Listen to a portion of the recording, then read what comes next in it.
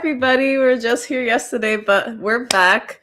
Welcome back to AnimeinkArt Live Talks. I'm your host, Lizzie. I hope you guys had a good Monday. I know this Monday, we're already at the start of the new week, but we just gotta keep it going. It's gonna be a great week if we manifest it, so I believe in that. So welcome back to the show. For those that may not know what this show is about, this is AnimeinkArt Live Talks, where we talk with different creators in the community about their journey in content creation and how we can support each other better in the community. So today we have a very, very special guest. Let's make sure that we have everybody in here that needs to be in here. And then we're going to have an amazing show tonight. So I'm very excited for it. I'm always excited to talk to different creators in the community. They all do amazing things. So today we have very special guests, ShakierFawnCosplays. So an amazing voiceover artist, poet, published plus size cosplayer, creator of Plus Ultra Size, and definitely they do amazing work, and I'm so excited to have them on the show. So let's get them in here and let's get started. Hi.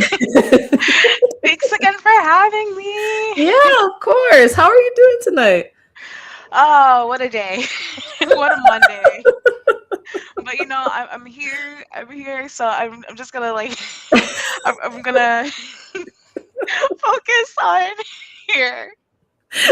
No, I completely understand. I feel like we had the same type of day. The excitement is just because we made it to the end of the day. So.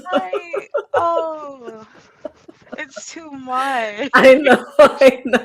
It's a lot going on just in the world and in general, but it's we made it here. It's gonna be great. It's gonna put a smile on our face. It's gonna be awesome. So again, thank you so much for wanting to be in the show. And for those that don't know who you are, introduce yourself. Hello, my name is ShakierFawnCosplays, aka Tay.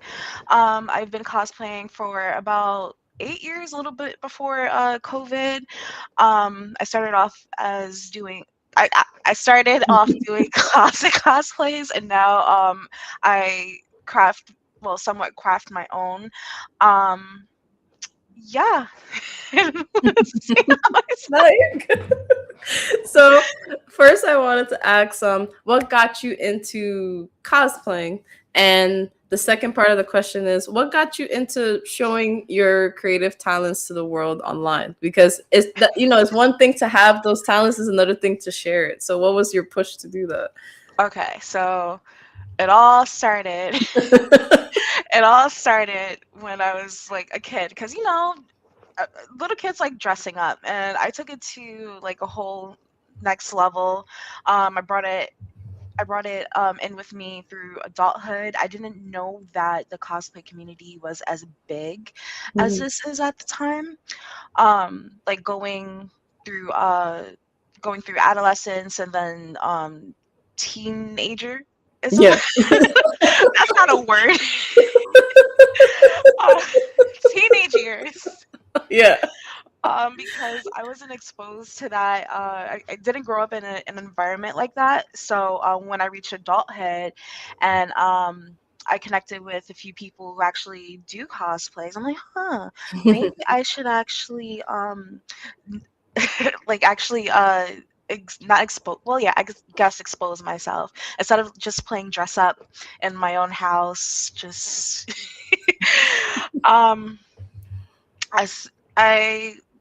like I said before, I started off doing closet cosplays, basically pulling anything out of my closet that looks similar to a character, or even just buying something that looks like a character's outfit that I can actually wear regularly. I think that happened during COVID when everyone was just locked in, so it was a perfect time for me to, do that and start actually posting. And what was the second question? Oh no, the second question is what was the push to continue to share it and to actually really get serious and continue to share it? Because for some people it's they don't want to, but then other people are I'm ready to share it, I'm ready to continue sharing it with the world. Right. I guess it was that transition from closet cosplays to casual cosplays to actually I call it my debut because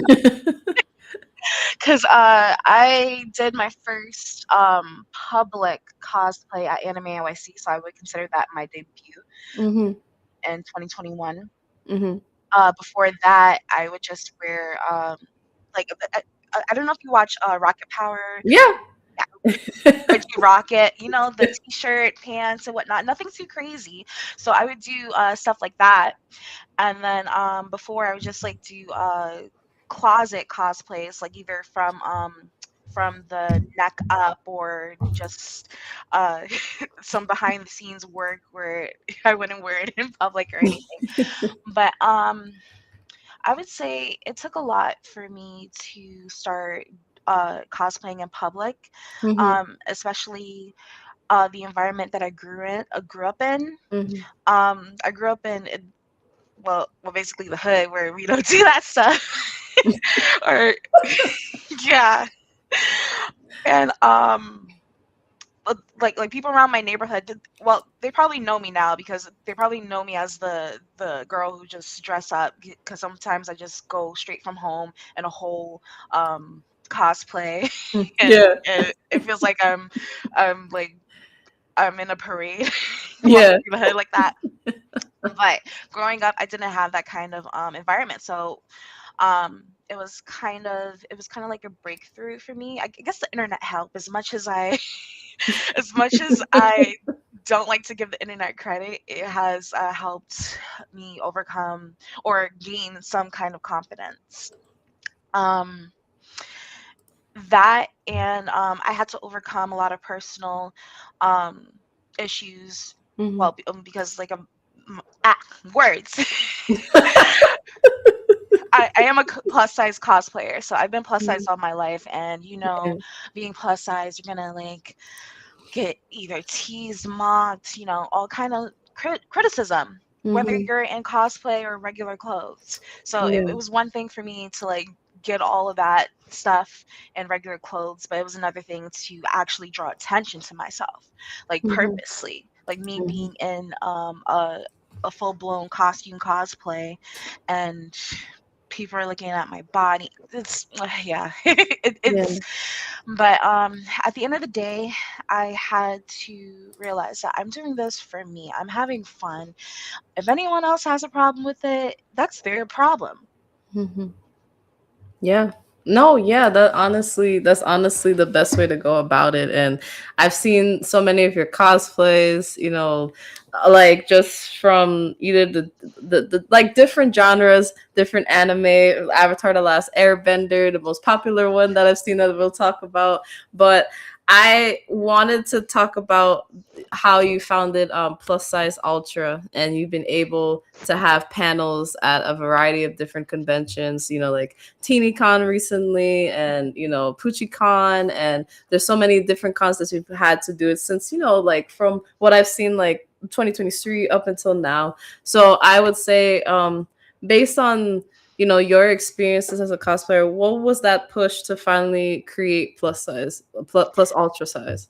Well, I guess being that I was new into the cosplay community, I was not like aware if there was a community catered to plus size cosplayers. So I decided to make one on my own. Well, with the help of my boyfriend, now husband at, at the time.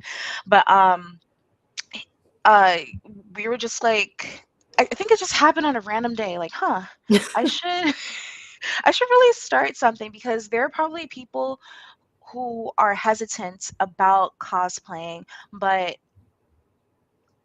like they want to do it, but they're hesitant because of their size, their body's height, or any kind of reason. So although this panel is catered towards um body positivity, Mhm. I also like to reiterate that you can cosplay no matter what size, no matter what color, no matter, you could just cosplay.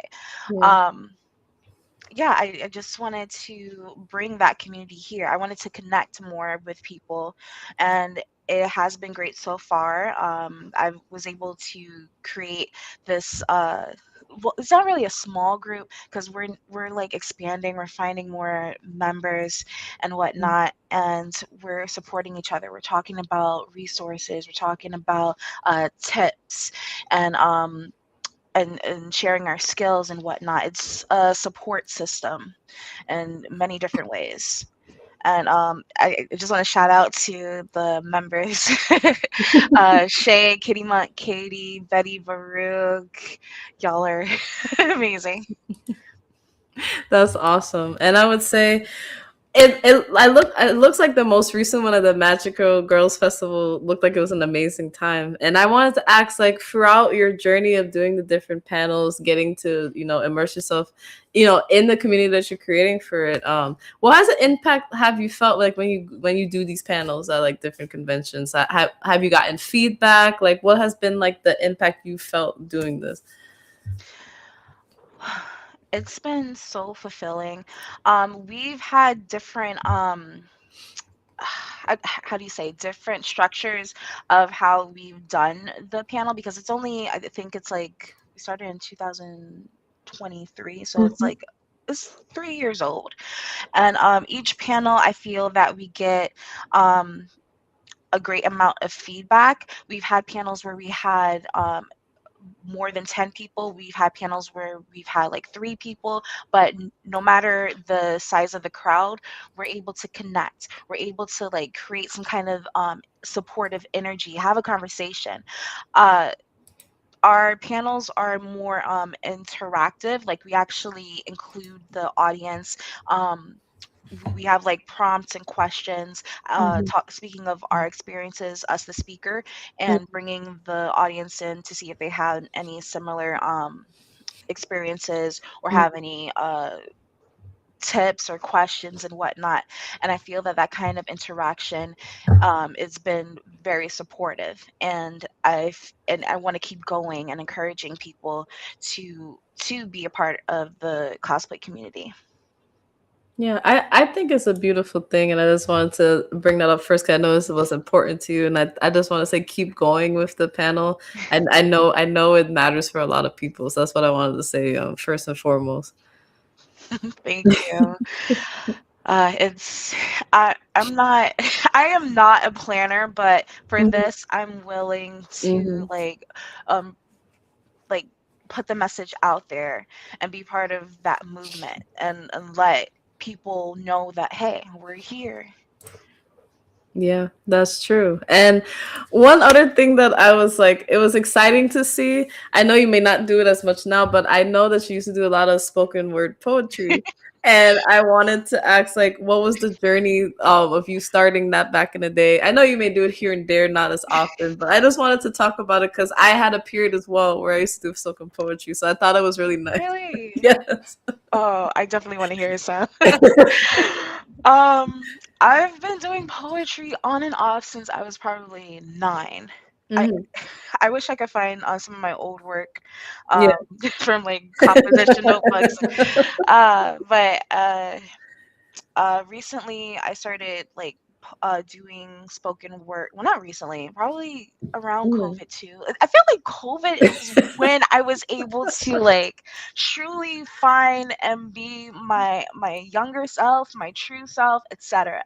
Mhm. Um, yeah, because COVID was definitely a time where I had to write. There was a day that I literally wrote, I think it was 11 short poems in one day. Um, Mm. and it was because what else am I going to do?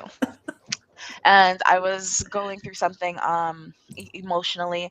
Like, the saying that artists do their best work when they're in their lowest Mm. point. Mm. I feel that that applies to me and other people as well. Mhm. Um, when I look at my when I look back at my work, Mhm. I feel the pain that I was in at that Mm. time. I knew exactly what I meant by certain words and certain lines. Mm. Um, and when I read that, I'm like, wow, I was in some deep ish. I'm glad I'm Yeah. not there anymore, but wow, it's just amazing that like I was able to channel my dark, or not even necessarily dark, but like my feelings, put paper to pen or keyboard to screen, if that's what you. Um, and I guess with spoken word, spoken word has been interesting. Mhm. I'm not a public speaker, but I'm glad I'm able to. I'm glad I'm able to express myself to other people, whether it's on stage, whether it's posting a poem on Instagram or whatnot. But yeah.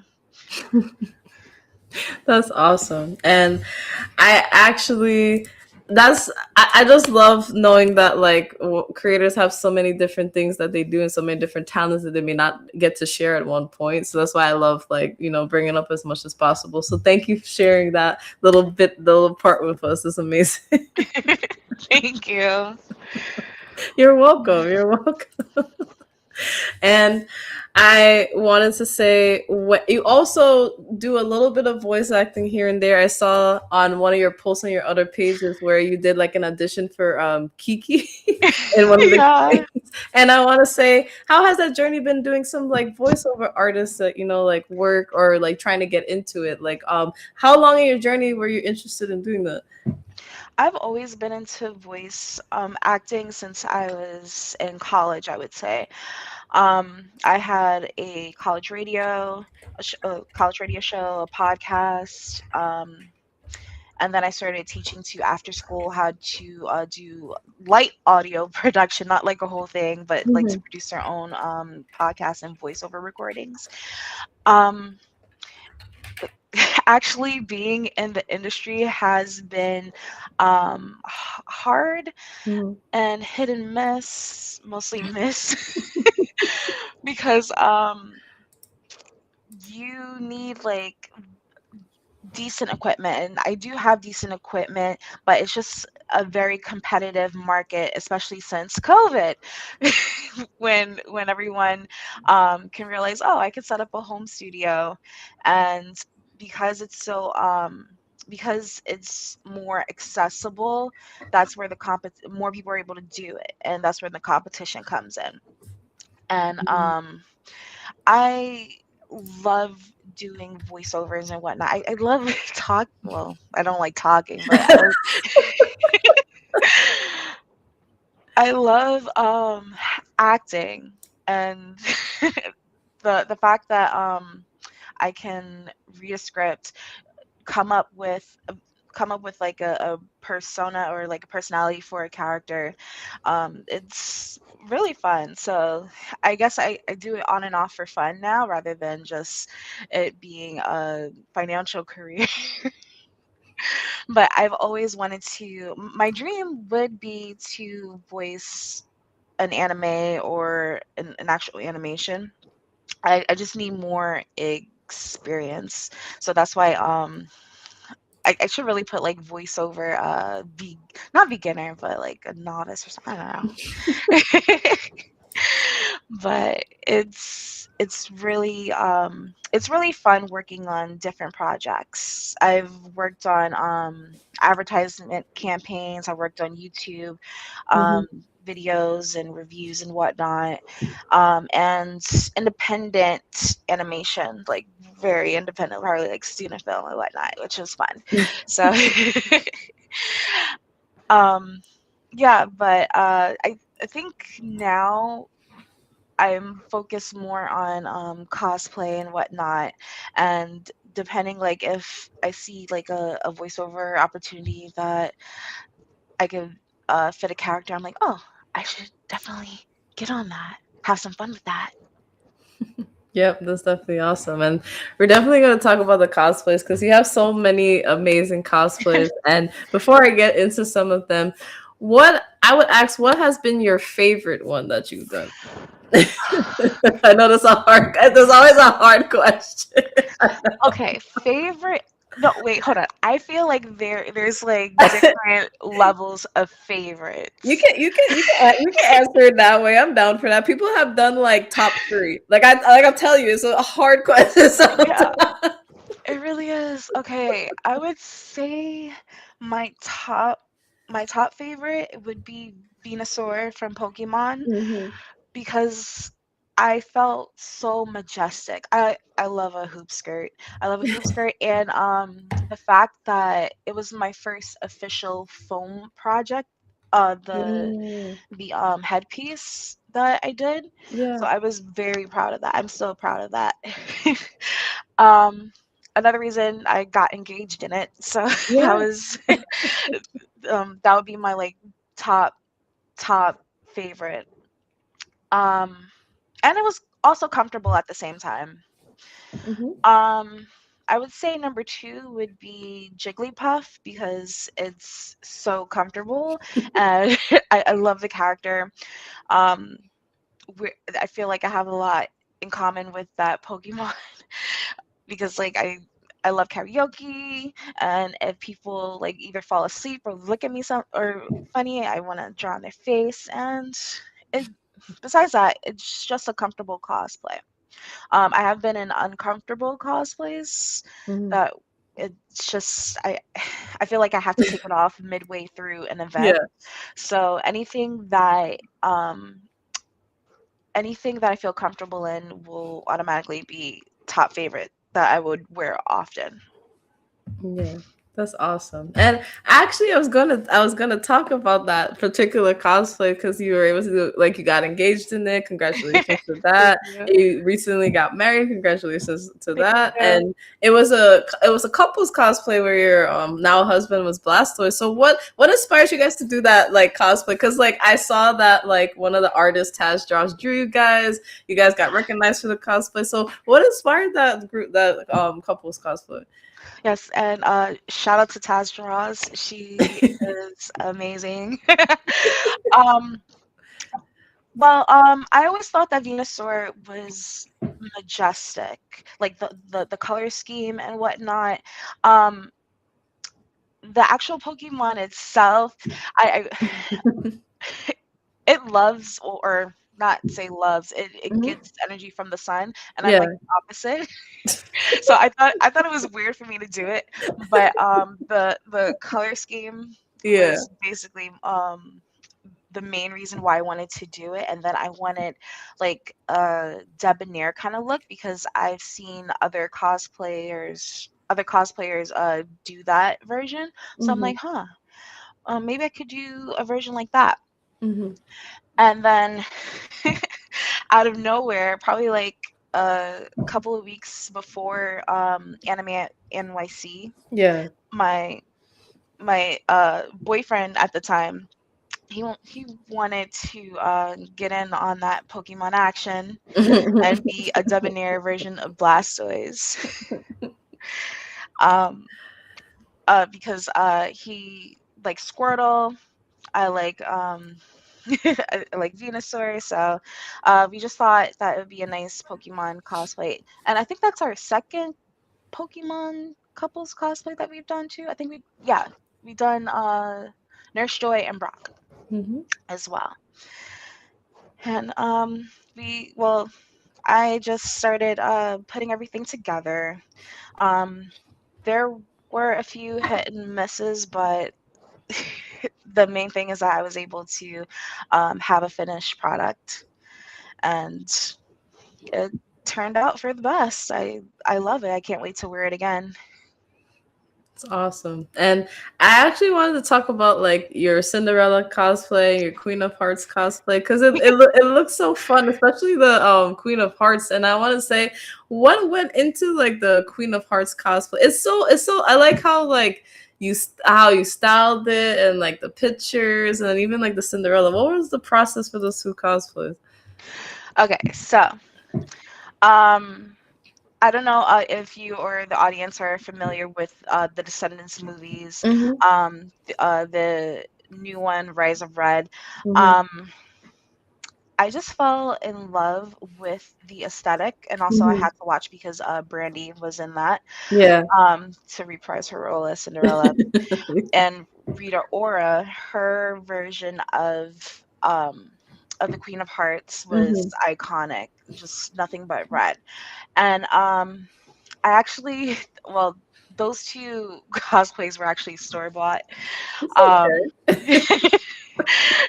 yeah, I the only thing that I added or that my style to was the short bob because I do not care for long hair and Yeah. whatnot. And I think at the time it was hot, so I'm like, okay, I'm not gonna have like a long wig all on my neck and whatnot, especially with like a collar that's pushing it on my neck. So I'm like, okay, let me do a bob that's cooler and it's more manageable because with long synthetic hair, you would also have to like maintain it. It gets tangled easily. Short Mhm. bobs, it's easy to brush out and it's easy to maintain. So I'm like, okay, I can definitely use this a few more times compared to my to my other long wigs where I feel like I have to keep replacing them. Mhm. Um, Cinderella.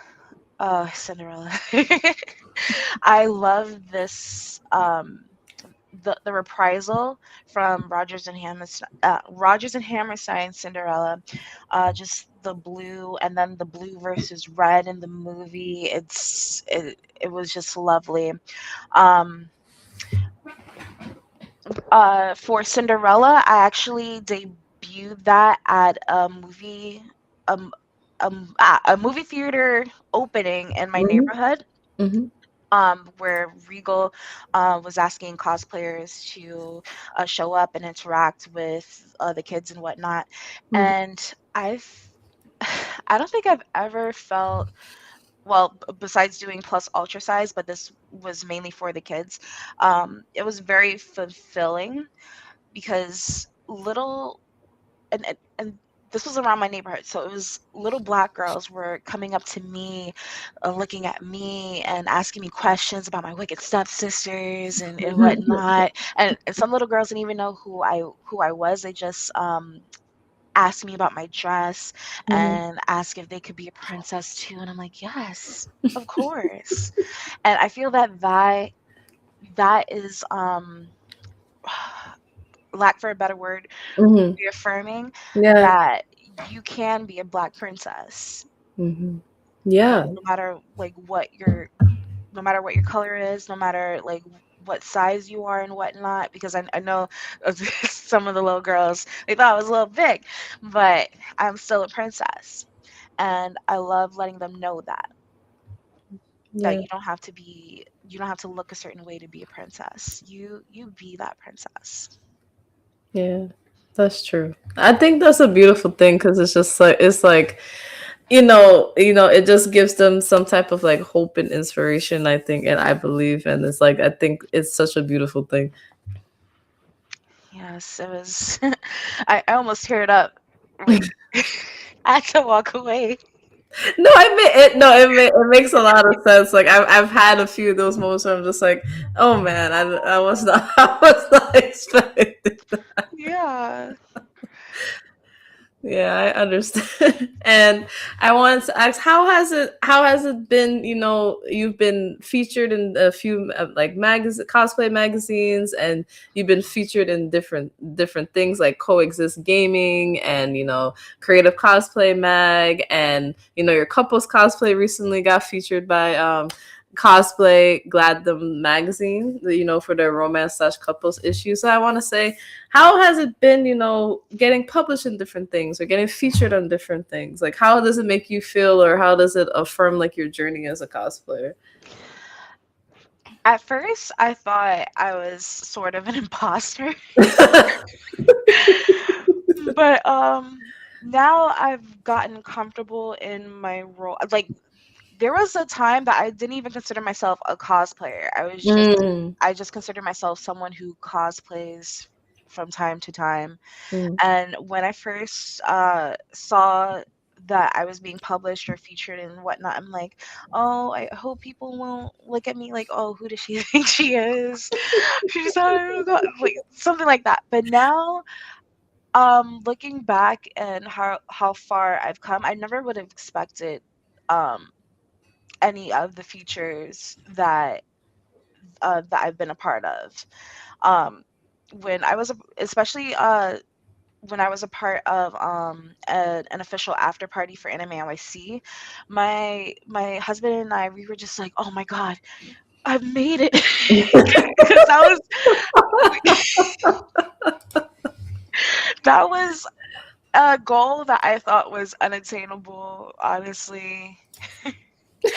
I get But it. yeah, so looking back from when I first started, I never thought I would be doing stuff like this, being part of a community, and I guess being an inspiration. A couple of people said that I was an inspiration. I'm like, oh, thank you. I'm I'm just being me. No, I definitely understand. But I'm glad that like you got over like that, like, oh my god, because I think still every once in a while you may get a little bit surprised, but you do know that like you're consistently getting it, and like it just feels good. So I'm glad that you're like slowly getting to that point where like don't feel like you're an imposter. Like you've been doing it for quite a while, and you're trying your hardest at it, and you do well. So like when you get celebrated, it's a good thing. So I'm glad that like you're like slowly like being like, okay, this is a good thing. I'm just not. It doesn't mean that doesn't. Thank you. No, yeah, I because I say that, and I encourage you, because like I sometimes I still do that too, or I'm just like, do I deserve this? So I understand, because you're just trying your best. You don't really think that when those things happen that it's supposed to happen to you sometimes, because maybe you're not in that space to think that. But no, I mean, I'm happy for you that you got this opportunity. Thank you. I feel that we all have some sort of imposter syndrome. Yeah. No, yeah, yeah, I don't know why it's so strong sometimes. you know? We just have to own it. We have to own our craft. Yeah, that's definitely true. And I wanted to ask, well, before I ask about other events and stuff you've been to, I want, for people that may not know what you've experimented with when it comes to cosplay, if you want to share like what you've, because how you went from closet cosplays, and then now you do work with some materials to create your own cosplays. And I wanted to like let the people share like what you've worked with so far when it comes to cosplay, and what are some things you want to work with that you've never worked with before?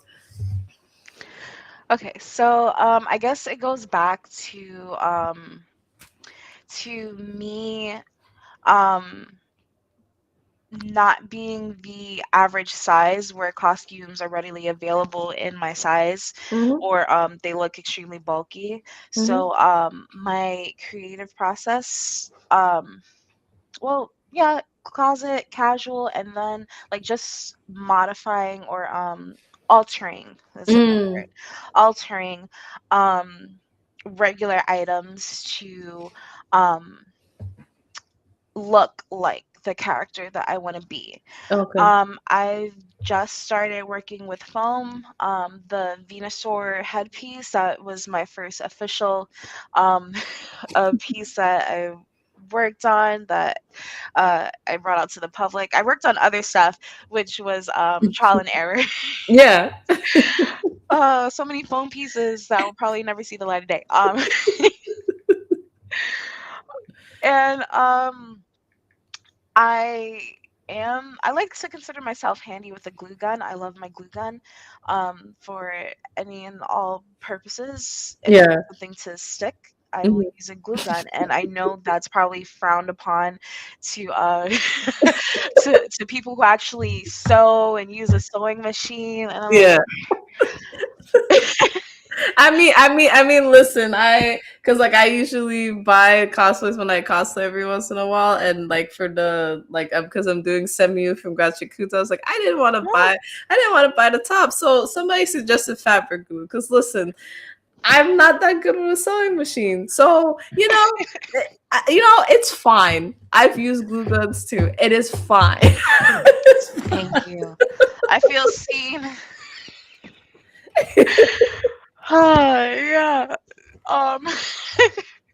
I think one specific cosplay that I used a glue gun on for fabric was my Miss Joke cosplay from My Mhm, Hero Academia, when mhm. I literally glued fabrics fabric strips onto the skirt, and then I think midway during my photo shoot that I had, a little bit Mhm. of the glue came off, and like, oh man, I need to go to cosplay repair real quick. But yeah, I guess one of my goals um for crafting a cosplay is to actually have the patience to learn how to sew, so Mhm. that I could put the glue gun to rest eventually. But right now, it's my trusty tool right now. But when I have the time and patience to Yeah. sew, I want to invest in a decent sewing machine, maybe take a few lessons and work on the basics, so that I can whip up a dress real quick. I don't know Yeah. the time. I don't know how long it takes to make a dress. I think from my friends that do it, it depends on how intricate. That's what I know, and like how long you've been doing it for. But yeah. Right. It'll probably take me a couple of years just to make one dress, but hey. Hey, if you learn, I'll learn as well because I just feel because like the basic stitch is not gonna cut it. I need Oh, to learn. right.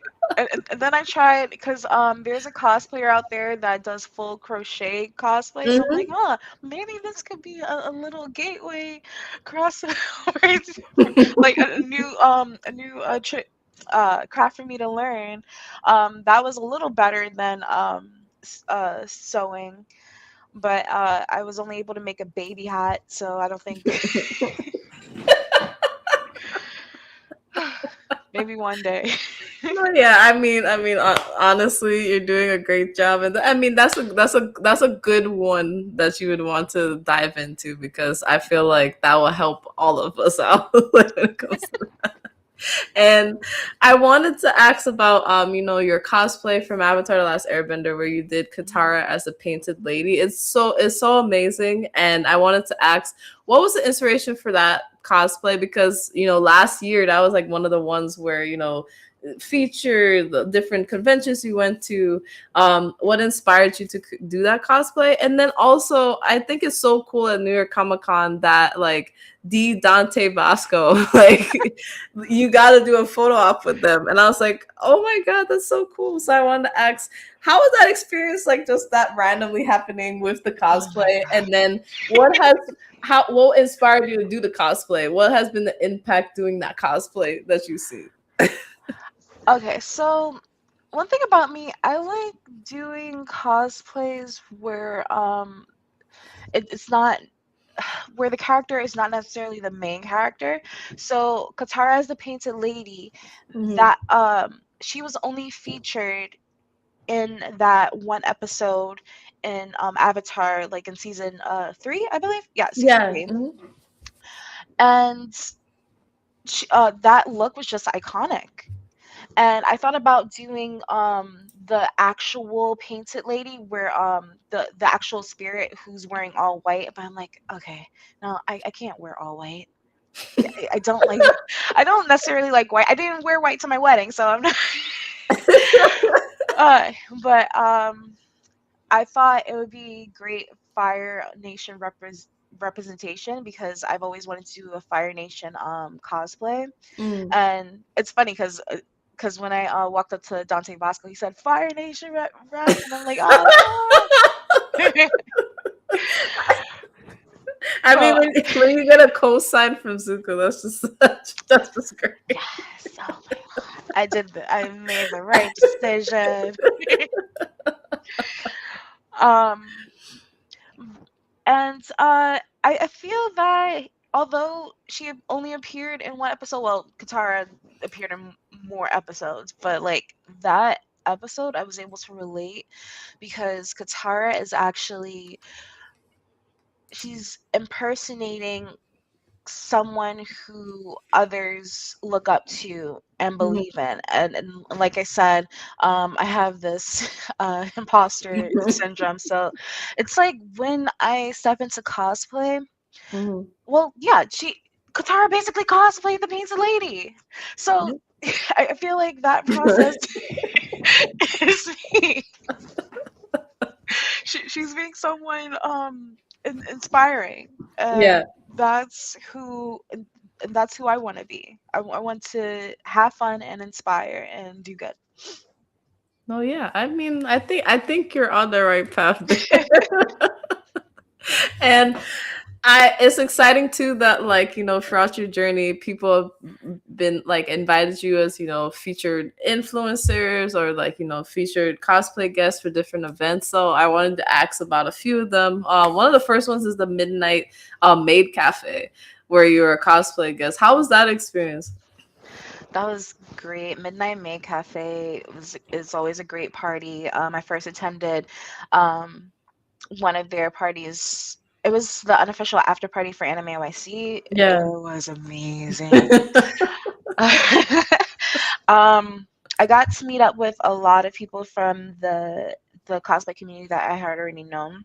Hmm. So it was like a great, not a reunion, but like just a gathering where you're hanging out with people, you're meeting new people, you're dancing. The music was great. I felt that it was a very safe space. The second one that I went to was the one on Halloween. I think it was Night of the Dead. Hmm. It was fun because they had posted the uh like made flyers of the future cosplayers around, Hmm. and they had like wanted signs. So Yeah, I saw that. I saw that photo. yeah, so my husband was like, "Oh, you're wanted." I'm like, "What?" You're like, what are you talking about? So apparently I was wanted, and I could be seen on the dance floor, even though like I was probably like at the bar. But it was a good time. Yeah, the venues that they've had so far have been great. The organizers are very communicative. I communicate. Words. It's okay. Sometimes words are hard. It's okay. It's Thank you. Thank you for understanding. Um, it was a good time. I would love to work with them again and with similar organizers that create that kind of safe space because um, not every space is safe. There's different kinds of people where who bring a certain kind of energy, Mhm. and that's I tried to avoid that. I'm pretty sure anyone would try to avoid that, but I'm glad I haven't gotten to that point so far. Yeah, I'm glad for you too, because it's not a good experience, like when it's bad like that. But I'm glad that it's been like positive when it comes to like that particular event. And also, I wanted to ask like, how was it to be, featured in the cosplay showcase for Brooklyn Comic Con, and then being a creator or influencer for TeenyCon, which is I think is here in New Jersey. I believe is in TeenyCon. I believe. I think. Yeah, Mhm. yeah. TeenyCon, um, it was an honor to be uh one of the influencers because last year was their first Mhm. con, so I was very proud to be a part of that. Mhm. Um, it was great to have an outlet because I also uh that plus ultra size was also featured Mhm. at that con. So Mhm. and at the time it was like small, but I feel that we've reached a lot of people. Um, Mhm.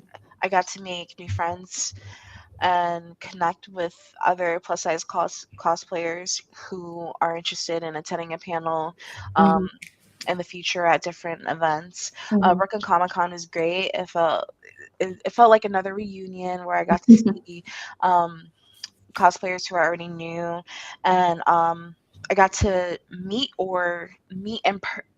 meet people in person who have been following me and I've been following them, but we never met in person. So it was nice to Mm. actually see them. Yeah. Uh, yeah, um, and connect with them. And it's great to like actually go to these events and um, basically witness other cosplayers as well, and the the crafts and the results that they have for their cosplays. Um, like we all have this one thing in common, and we're here to support each other, and that's what matters. Yeah.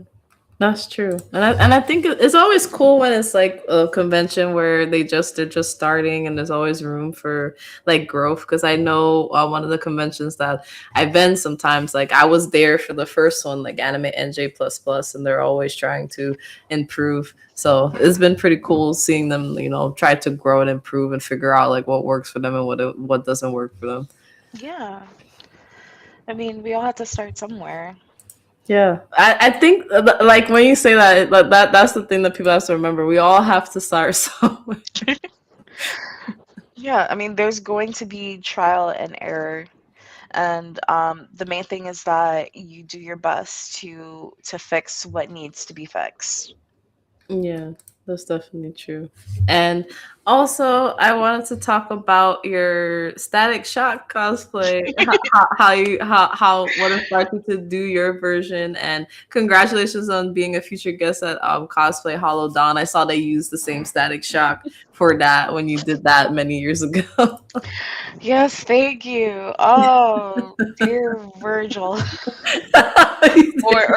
or Virginia, as a As Virginia, I love that. so. Static Shock, I believe that's the only constant DC character that um, has been in my childhood.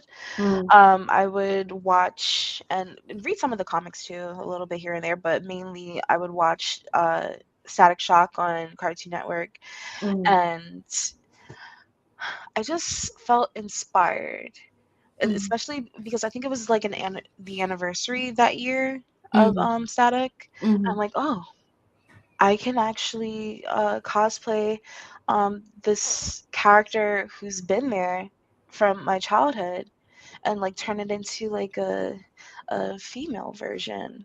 Yeah. Um, yeah, I like to mini skirt any and everything.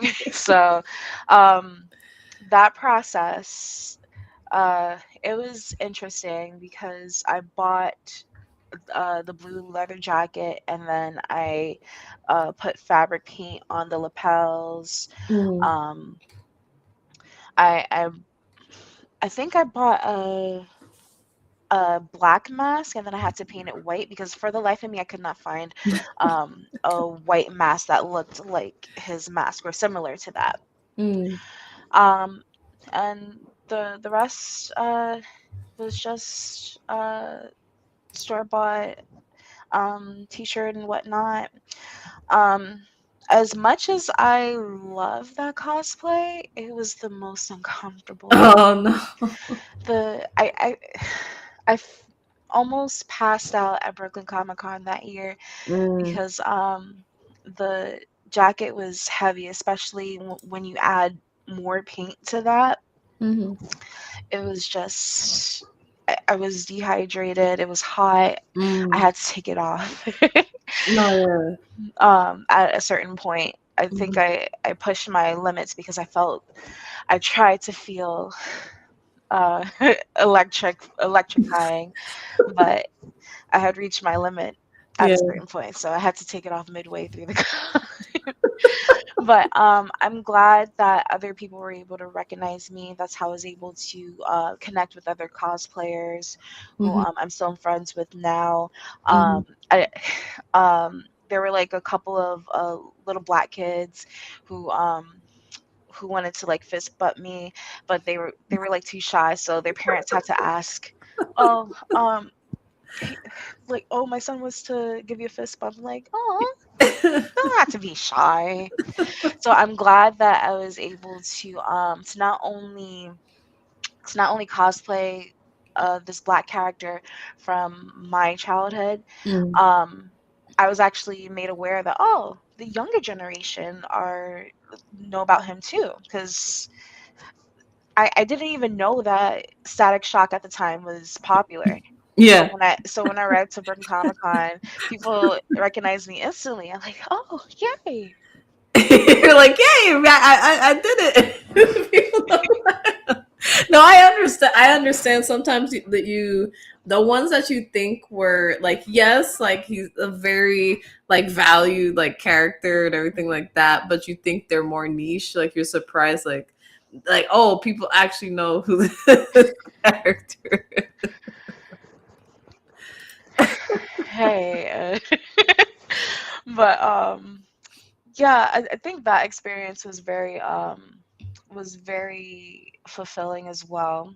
It actually helped me meet a Team Awesome, uh, who who's an inspiration to the cosplay community as well. Because he Mhm. asked me like where'd I get my the goggles that I had, Mhm. the shirt and whatnot. So like I was so happy that I was able to help him get his Static Shock cosplay together. And like, ah, Mm. people are asking me. So shout out to Team Awesome. He's awesome. Um, and yeah, it was just it was an amazing experience. Um, I didn't realize, like I said, I didn't realize how impactful Static Shock was to other people. So it was great to connect on that kind of level. I always love seeing when a Static Shock gets recognition because like it's needed. I'm sorry, like he's such a great character. Like why wouldn't you acknowledge it? Ah, Our lovely boy Virgil, man. And I wanted to say, how was I know because HCBU Con, shout out to them. They had last year. They had like a like different panels discussing different things, especially in the community. And you got to be part of a panel called "Not Like Us Black Cosplay Panel." How was that experience? How was that panel? that panel was like, everyone on that panel, we were basically saying the same thing that we've thought throughout our lives. Um, it was inspiring, and it reaffirmed the fact that you do not have to, like, everyone on the panel was talking about and agreed that you do not have to only cosplay a black character. You can cosplay whoever you want, Yeah. as long as you have some kind of um, connection to that character and you're being respectful. um, Especially when like the lines of cultural appropriation are so um, I would say complex. You just have to be careful and respectful Mm. um, to that character and Mhm. what they represent. um, I was happy to be a part of that con because I think they're connected to well, the HBCU. So I I love anything HBCU related, even though I haven't gone, but I went there in spirit. No, yeah, I feel that because I didn't get the privilege of going, but like I'm there in spirit and I know. support people that have been a part. And actually, shameless plug, shout out to Hamer University. And they got a Zelda Award. Shout out to all those people over there. So they're nominated for a Zelda Award for Best Letter and Best Non-Fiction Graphic Novel because their comic is centered around a fictional HCBU. So it's a very interesting read. So yeah, definitely I always support, like it's awesome. It's awesome like knowing the experience that they got to get, being able to go to a historically Black college. Yes, shout out to them. Um, yeah, but even though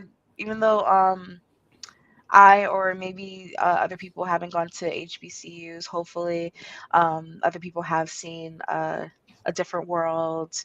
I know I went, like when I say that I went there in spirit, I was a Hillman alumni. No, I definitely understand that. Because like I know, yeah, like I said, like it's very interesting, and you just because even some of the experience they share is like you've experienced it, but it's just like in a different setting. Like that's what I like when I hear about their stories. It's like you Yeah. can relate. It's just that we were in a different setting. So Yeah. and I wanted to ask about the set NYC. You've been able to do a few events with them and stuff like that. So for people that may not know about like the set NYC and like some of the events you got to do with them or be a part of. So the set is basically uh I would say a gathering and a performance where cosplayers are able to present not only their cosplay but any kind of talent that you have, or any kind of anything that you're willing to present. Like you can literally go on stage and just talk. You don't have to like Yeah. actually uh,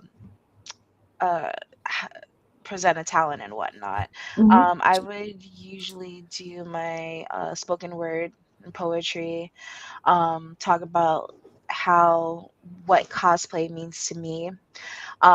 With the set, there's different themes. Um, I think one of them was like a bondage theme where, well, that aside, I was able to meet new people, and when I was able to meet new people, I was able to like contribute into their participate in their performances too. Mhm. So I was able to participate in a cosplayer's bondage demonstration, Mhm. um, where I was wearing a Supergirl, my Supergirl cosplay, and she was able to wrap ropes around my body and do the diamond on my chest, and I thought that was creative, talented, Yeah. and it was fun. Yeah. I love being part of that. And after the performances, we just have a chat, um, talk about just network, talk about each other's cosplays and whatnot. And there's also like a photo taking photography portion of the evening too, so that's also good. The space is very nice. I think it's a synagogue, or it's Mm. used as a synagogue. It looks like a church, but there's like a stage and like a whole bunch of artwork around, and I thought it was very beautiful. That's pretty cool. That's interesting. Thanks for sharing that because I didn't really know much about it until I just like clicked on a link. I was like, oh, this is the whole thing. Yeah, it's really cool. I Yeah. feel that there should be more kind of spaces where you can cosplay and present a talent or just talk. Yeah. But so far, that's the only one I know of. I mean, especially like in the tri-state, that would be nice to have more like that, because I live in New Jersey, so we don't really have anything like that. But, Yet there's so much going on in New Jersey, so you yeah. never know. Yeah, you never know. I mean, they're coming around to it with the different conventions, but so like as I say, as I think as one of my mutuals says, like I have faith in humanity that like I will get the other types of events too. So. Yes. And one question I ask on the show is about support, like, in the blurred/black community. And I ask, what do we do well to support each other, like, uplifting each other, or how we do well in the community, and what can we like improve upon when it comes to like, supporting each other or uplifting each other in the community? I would say we do well in basically complementing each other's talents and each other's crafts. We whether it's writing a comment Mhm. online or just Mhm. like doing verbal. We need more verbal confirmation. Mm. I feel Yeah. like we need to hear that, okay, you're doing great, you're doing well from each other, um, Mm. and actually actively support that. I do feel that we should not turn this into some kind of competition. Mm. Uh, Although there are cosplays competition, but That's different though. Like yeah, that's like the proper setting. I get what you're right. But being in the community does not mean competition. saying. And I feel that any ulterior motives, Mhm. Yeah. ulterior motives behind cosplay, or any kind of agenda that needs to be eliminated as well. Mm. Um, we're just here to have fun. We're here Mhm. to tap in to our creativity. To We're literally dressing up. Yes. Well, at least that's what I'm here for.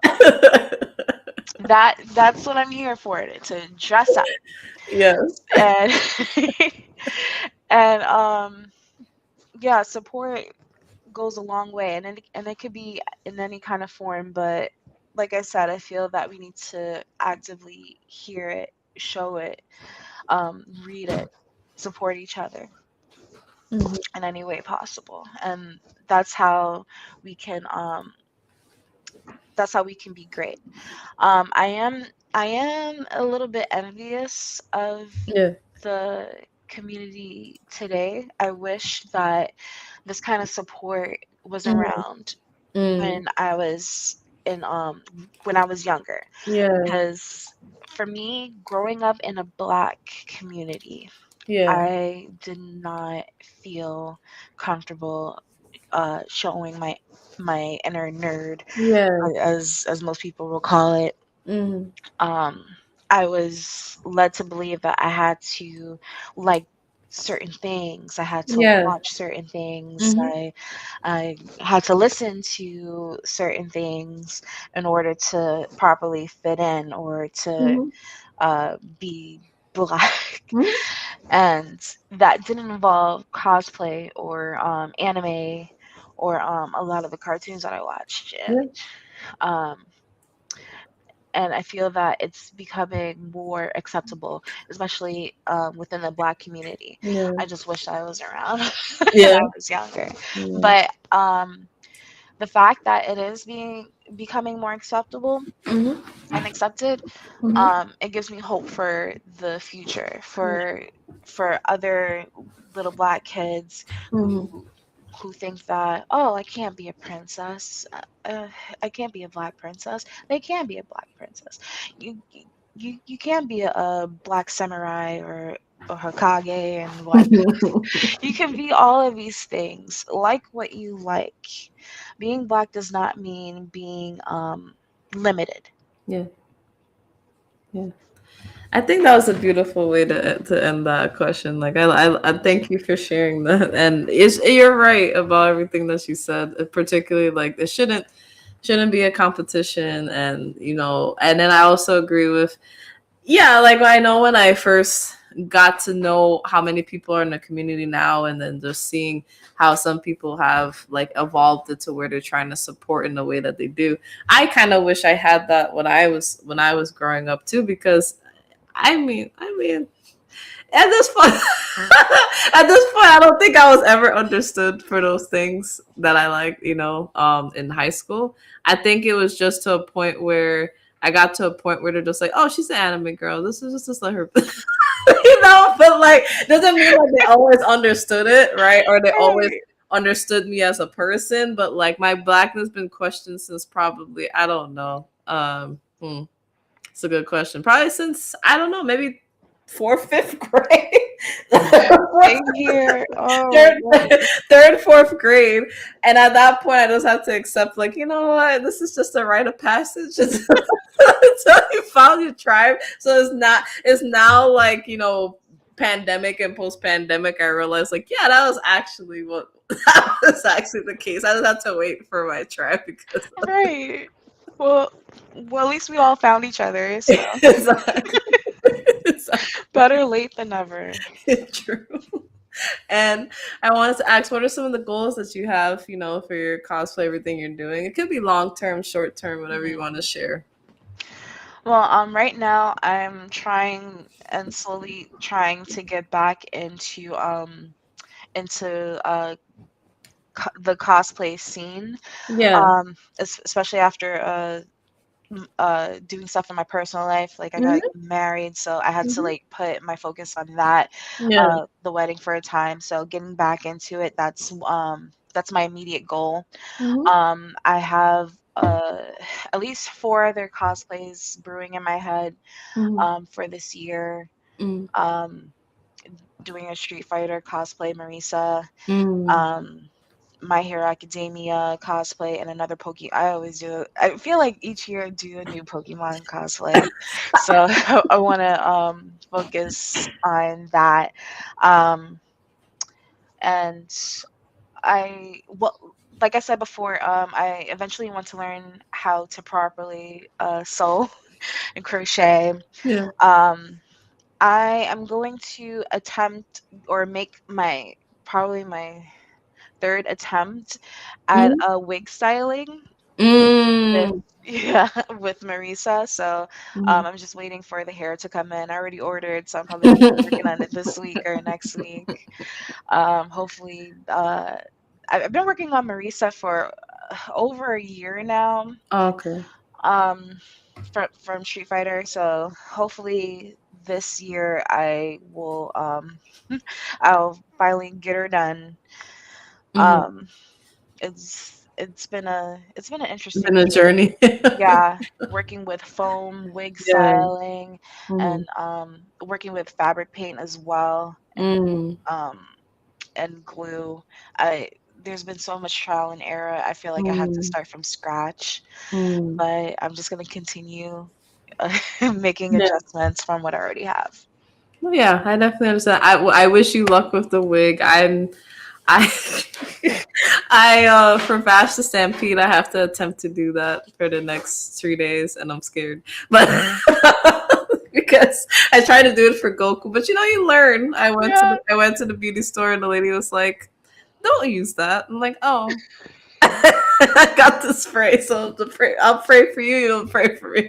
We'll get through. Yes. Yes. Double. Fingers Fingers crossed. We got this. We got this. And one of the last questions I was going to ask is, how has this journey helped you in some way? It could be anything you think, mentally, spiritually, whatever you think it's Yeah. helped you along the way.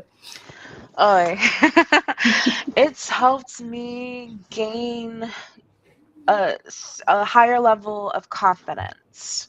Um, it's also helped me tap into my creativity.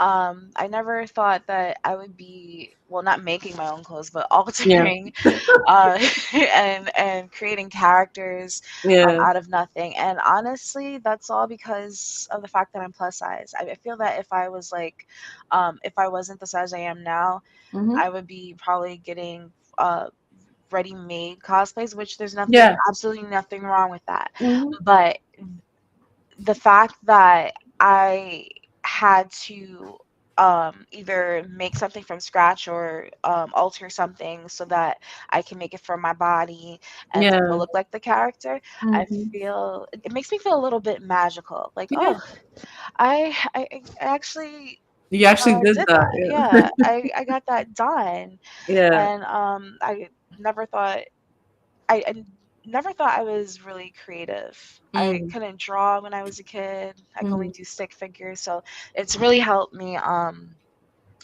tap into my creativity. I'm able to do that. Um, and like I said, gain a certain level of confidence. I'm not 100% confident yet. Mhm. I'm trying to get there, but Mhm. if any bit of confidence that I gain, I hope that someone else um, gains that too as well. Like I hope that for every cosplay that I post and whatnot, I hope someone feels encouraged to Mhm. cosplay themselves. Yeah, that I think that's a beautiful thing. I think that helps you because you feel like, well, if I'm inspiring people, I have to keep that inspiration myself to keep doing the things that I hope will inspire people. So I think that's a good thing. Thank you. You're welcome. And I just wanted to say thank you so much for coming. I hope you had a good time. Yes, this is great. Thank you for having me. You're welcome. And I just want to give you this time out now to tell the people where you want them to follow you and keep up with everything. Yes, you can follow me on Instagram at ShakierFawn_cosplays. That's ShakierFawn. Yeah. I'm also on TikTok, but then I'm not on TikTok, but it's Shake there's stuff on there at Shake Your Fawn. And yeah, thank you guys for supporting me. Yeah, of course. And thank you guys for coming into the show, whether you came in or out or stayed till the end. I really do appreciate it always. Um, Thank you guys for the wonderful last month and beginning of this month. I shared my update video for anybody that wants to know what's happening for this week when it comes to, Anime Ink Art in general. But we're going to be going to BlurredCon. So this will be the last show for this week, obviously, because we're going to be in we're going to be in Virginia from Friday until Sunday. We'll be back on the 9th. That's when we'll have the next show. But for those who may not know what I do, hi, my name is Lizzie. I started my brand Anime Ink Art in 2021. So that started as like me drawing my traditional, like, anime inspired art, and then I digitally edited. And we're getting back to that. Life happened, different, like, it expanded to different things and everything like that. But we're getting back to, vending. Thank you to Virtuous Con. We were part of Virtuous Con last month, and any other events that we do, we'll let you know. This year has been a combination of things, so I've been doing commissions as well. So if you want commissions, let me know. That helps when I can't vend in person due to doing multiple things. But I also do try to cosplay. I still consider myself a novice, but I cosplay originally as Closet Cosplays to promote what I was drawing, because I have a store on Redbubble and Shopify. But then it turned into I wanted to continue to do it from time to time. So shout out to everybody that I've done collabs with. I'm an affiliate with Otaku Noir. They do amazing mystery boxes for the blurred community. So if you haven't tuned into them, they collab with a lot of artists, black writers, black indie comic book creators to give you cool items in a mystery box. So think a mystery box for black people.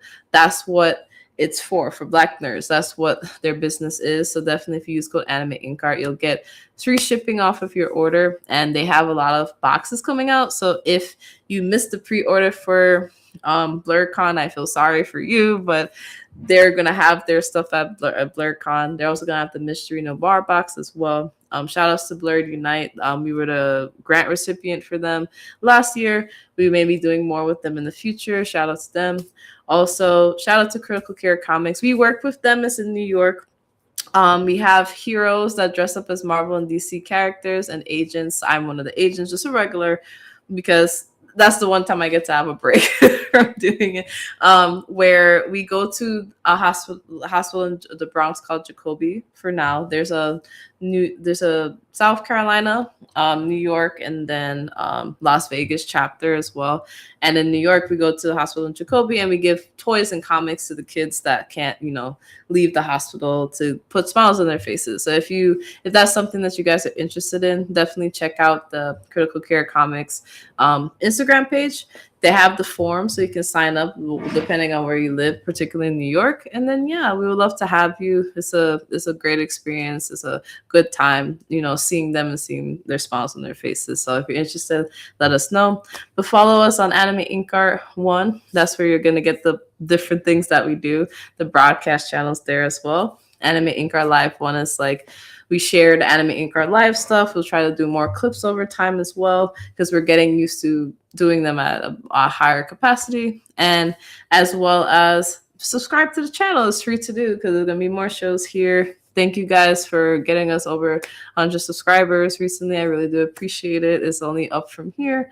And definitely see you guys at the next show. If you're coming to BlurCon, say hi. I don't ever bite, I promise you. I may just get shocked, but like it's fine. I will say hi. Please say hi to me. So definitely, I hope you guys have a good night. And with that, we're signing off, guys. Bye.